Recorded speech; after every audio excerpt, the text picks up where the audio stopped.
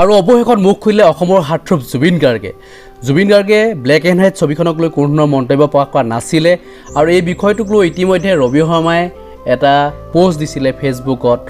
আৰু অকল জুবিন গাৰ্গৰ পোষ্টলৈ নহয় জুবিন গাৰ্গে পোষ্ট নকৰাক লৈ নহয় হয়তো বেলেগ কাৰণত লিখিব পাৰে ৰবি শৰ্মাই লিখিছে যে 6 বছৰৰ মূৰত মোৰ এখন ছবি ৰিলিজ হৈছে দৰ্শকে ভাল পাইছে মোৰ ভাল লাগিছে তথাপিও অকলহে অনুভৱ কৰিছোঁ এই কথাষাৰ লিখাৰ পিছতেই অভিনেতা অভিনেত্ৰীসকলৰ মাজত হয়তো এই কথাষাৰ হয়তো এটা চিন্তাৰ খোৰাক দিছিলে আৰু তাৰ পিছতে ইতিমধ্যে অসমৰ হাৰ্টথ্ৰব জুবিন গাৰ্গে পোষ্ট কৰিছে যে ৰবি শৰ্মাৰ ছবিখন চাওক আৰু শুভেচ্ছা জ্ঞাপন কৰিছে গতিকে এটা ভাল খবৰ ৰবি শৰ্মাৰ যিটো পোষ্ট কৰিছিলে এই পোষ্ট কৰাৰ পিছতেই যিটো সহায় জনাইছে অসমৰ হাৰ্টথ্ৰব জুবিন গাৰ্গে কাৰণ জুবিন গাৰ্গে যিকোনো ছবিতেই অকল এইখন ছবিতে বুলি নহয় যিকোনো ছবিতেই তেখেতে কিবা নহয় কিবা এটা হ'ল লিখে কিন্তু বন্ধু ছবিখনক লৈ কিন্তু লেখা নাছিলে জুবিন গাৰ্গে কোনো ধৰণৰ মন্তব্য প্ৰকাশ কৰা নাছিলে হয়তো নয় নীলিমৰ তাতো হয়তো আক্ষেপ থাকিব পাৰে তথাপিও অৱশেষত যেহেতু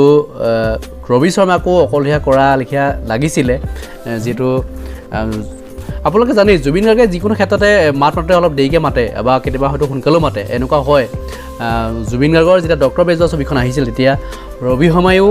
কোনো ধৰণৰ পোষ্ট কৰা নাছিলে আপোনালোকে যদি লক্ষ্য কৰে ৰবি শৰ্মাই এসপ্তাহলৈকে কোনো ধৰণৰ পোষ্ট দিয়া নাছিলে ডক্টৰ বেজৰ ছবিখন চাব বুলি কাৰণ সেই সময়ছোৱাত ৰবি শৰ্মা নাছিলে অসমত কাৰণ সেই সময়ছোৱাত তেখেত আছিলে গোৱাত তেখেতৰ ফেমিলিক লৈ আৰু সেই সময়ছোৱাত হয়তো তেখেতে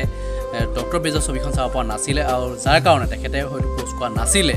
কিন্তু জুবিন গাৰ্গটো যিহেতু অসমতে আছে গতিকে জুবিন গাৰ্গে এইটো ক্ষেত্ৰত যিহেতু গম পায় যে এখন ছবি ৰিলিজ হৈছে বুলি ব্লেক এণ্ড হোৱাইট ছবিখনৰ কাৰণে যিটো লাগি আছে বুলি জুবিন গাৰ্গে গম পায় সকলো অভিনেতাই গম পায় কিন্তু অকল জুবিন গাৰ্গে যে লিখিব লাগিবটো নহয় আচলতে সকলোৱে লিখিব লাগে অসমীয়া ছবি জগতখন আগুৱাই যাবৰ কাৰণে প্ৰত্যেকক সহায় কৰিব লাগে এই বিষয়টোক লৈ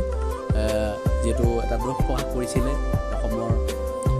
জনপ্ৰিয় অভিনেতা ৰবি শৰ্মাই আৰু তাৰ পিছতে ইতিমধ্যে জুবিন গাৰ্গে তেখেতে কৈছে যে গো এণ্ড ৱাটচ black and white in your nearest theatres best wishes to Ravi Sharma and the entire team গতিকে তেখেতে শুভেচ্ছা জ্ঞাপন কৰিছে ব্লেক এণ্ড হোৱাইট ছবিখনক লৈ সকলোৱে ওচৰৰ চিনেমা হলত চাবৰ কাৰণে আহ্বান জনাইছে গতিকে এটা বহুত ভাল খবৰ এইখিনি মই জনাইছোঁ নেক্সট আৰু যদি খবৰ লাভ কৰি নিশ্চয় জনাম ধন্যবাদ জয়